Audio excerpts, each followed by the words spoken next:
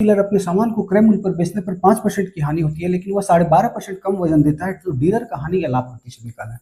तो भाई मेरे 5% का मतलब क्या होता है, पहले ये देख लो। 5% का मतलब होता है 1/20 होता है, ठीक है। ये आपको ही पता है कि 5% का मतलब क्या होता है, 1/20 होता है। 5/100 करोगे तो, है ना।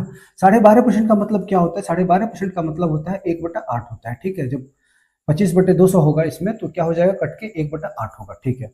तो यहाँ पे देखो, यहाँ पे क्या है, यानी कि 1/20। तो 1/20 का मतलब क्या हो गया, ये 20 जो है ये क्या है, ये क्रय मूल्य यानी कि कॉस्ट प्राइस सीपी हो गया।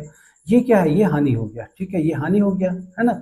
या और ये क्या हो गया, ये क्रय मूल्य। तो एसपी यानी कि विक्रय मूल्य क्या बनेगा, तो विक्रय मूल्य जो बनेगा, ये हानि जो हो रहा है तो माइनस हो जाएगा, यानी कि ये 19 यूनिट का बनेगा, है ना। 20 में से 1 को माइनस करोगे तो।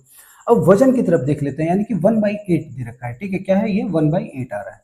तो यानी कि एक की क्या हो रही है, तो एक की बोल रहा है कि एक की यानी कि 12.5% कम वजन दे रहा है, यानी कि 1 यूनिट कम दे रहा है। 1 यूनिट क्या कर रहा है, तो 1 यूनिट की ये चोरी कर ले रहा है, कम दे रहा है।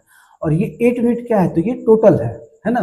टोटल है, यानी कि वो बोल रहा है कि मैं 1 यूनिट आपको दे रहा हूँ, लेकिन वो देता है क्या है, वो 7 यूनिट देता है। रियल में क्या देता है, तो वो 7 यूनिट, यानी कि 1 यूनिट की जब इसमें चोरी करेगा तो 8 में से 1 को माइनस करोगे तो क्या होगा, तो 7 होगा। यानी कि रियल में वो क्या देता है, तो वो 7 ही यूनिट देता है। देने वाला वजन क्या है, तो 7 यूनिट है, और दिखाने वाला वजन क्या है, तो 8 यूनिट है, ठीक है।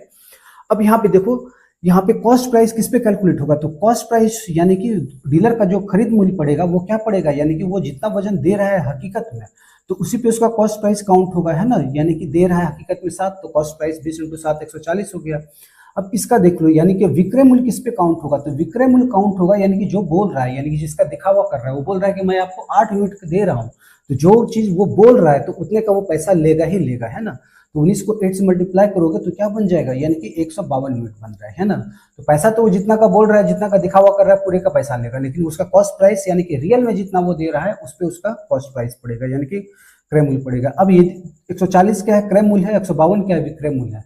तो यहाँ पे क्या हो रहा है, विक्रय मूल्य ज्यादा है तो इसको लाभ हो रहा है। तो लाभ कितने का हो रहा है, तो 152 में 140 को जब माइनस करोगे, तो क्या हो जाएगा, तो ये बन गया आपका 12, यानी कि 12 क्या हो गया, 12 का लाभ हो गया, है ना। ये 12 यूनिट क्या हो गया, लाभ। तो लाभ प्रतिशत कैसे निकालोगे, तो 12 बटे क्या करोगे, कॉस्ट प्राइस क्या है इसका 140 पड़ रहा है, तो 12/140 और इंटू 100%, ठीक है। तो यहाँ पे देखो कैंसिल करो, तो 12/140, और तो ये 0 से 0 कैंसिल हो गया, 2 से 6 बार में कैंसिल, 2 से 7 बार में कैंसिल, तो 10 6 60, यानी कि 60/7%। ये क्या हो रहा है, तो ये हो रहा है इसको गेन, यानी कि लाभ हो रहा है। क्या हो रहा है, ये इसको लाभ हो रहा है, ठीक है।